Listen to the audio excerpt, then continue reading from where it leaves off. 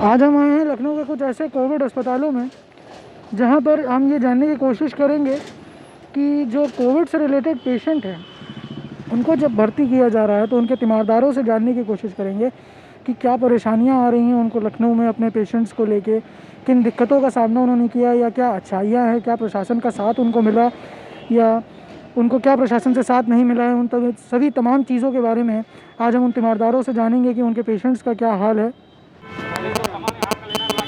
Symptoms तो कुछ ऐसा कोरोना का लग ही नहीं रहा था। उनको 2-3 दिन पहले लूज मोशंस हुए और तो फीवर आया, फीवर भी ठीक हो गया था और वीकनेस बहुत थी। नहीं तो जब ये सब सिम्टम्स आपको घर पे दिखे तो आपने फ़ौरन किसी डॉक्टर से कंसल्ट करा था? हाँ, इनका जिनसे इलाज चलता था, जो दवा इनकी चल रही थी उस पर हमने इनको दवा दिलाई। ऑनलाइन वो बैठ के ऑनलाइन दवा ली, उस दवा से भी कोई फ़ायदा नहीं हुआ। फिर मेडिकल स्टोर से लाए, उससे कोई फ़ायदा नहीं हुआ। होम्योपैथ डॉक्टर जो हमारे हैं उनसे दवा दिलाई, कोई फ़ायदा नहीं हुआ।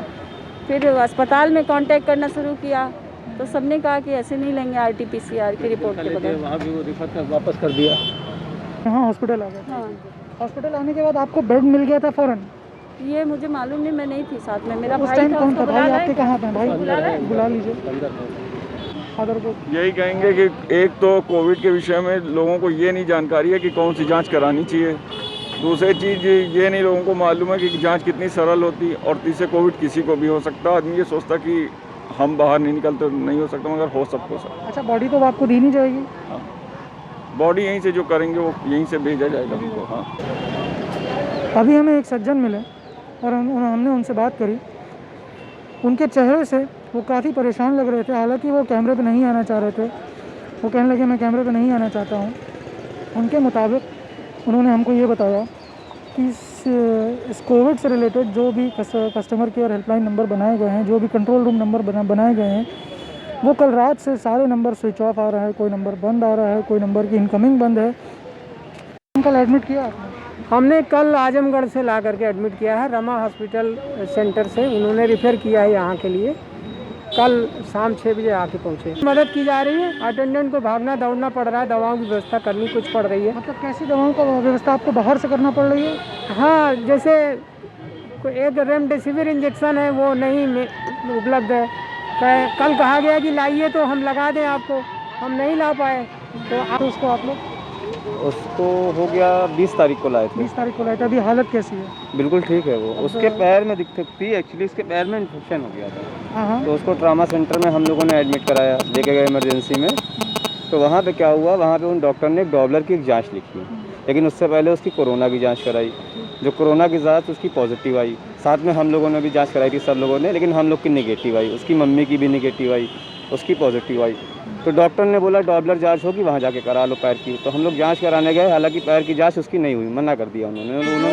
आपका मेन चीज़ थी पैर की जो जांच थी वो अभी तक नहीं हुई। पेशेंट को पॉजिटिव होने की वजह से हॉस्पिटल के अंदर उन्होंने जांच नहीं की। उसमें डॉक्टर बोल रहे थे अगर 1 से 2 दिन के अंदर अगर ये जांच नहीं कराई तो उसका पैर काटना पड़ेगा, डॉक्टर ने बोला। तो हम लोग ने कहा सर देखिए हम लोग तो भाग रहे हैं 3-4 दिन से इधर उधर, PRO ऑफिस भी गए, ट्रामा सेंटर की भी अंदर कई चक्कर लगा, मगर कहीं किसी डॉक्टर ने ना रिफ़र करने को बोला ना कहीं जांच करने को बोला। वहीं ट्रामा में रखे रहे 5 दिन।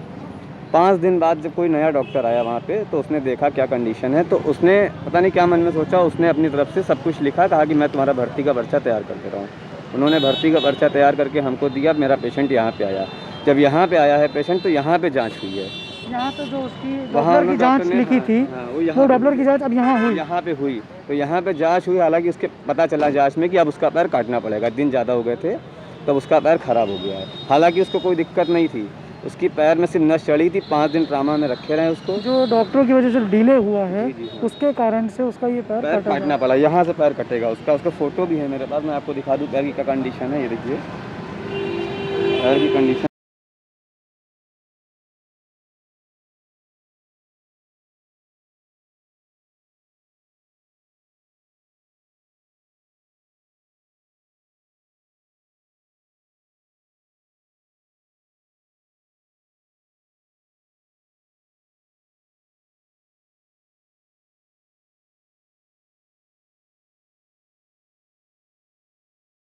नाम है दीपू शुक्ला और मेरा नाम जितेंद्र शर्मा है। मैं ही इसको जो है यहाँ पे इसका इलाज करा रहा हूँ। हालांकि इनकी सिर्फ एक माता जी हैं 70 साल की और ये खुद है, और बाकी इसके घर में आगे पीछे कोई नहीं है।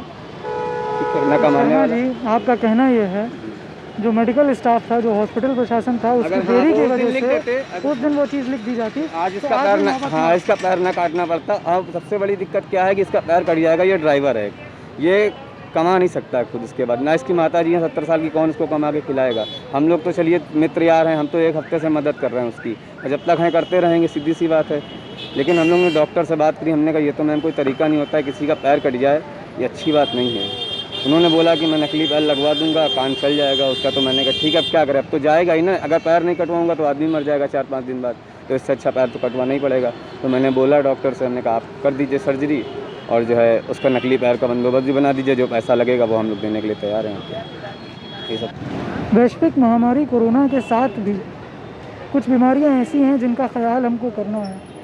सिर्फ कोरोना ही एक महामारी नहीं है, उसके अलावा भी कई बीमारियां हैं, कई चीज़ें हैं जिनका ध्यान प्रशासन को, हॉस्पिटलों को, डॉक्टरों को करना है।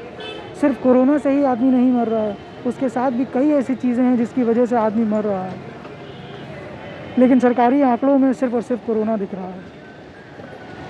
बस मैं इसी उम्मीद के साथ आज आपसे फिर विदा लेता हूं कि आप अपने घरों में सुरक्षित होंगे। कैमरामैन बिलाल रऊफ़ के साथ Aqib Khan, all region news.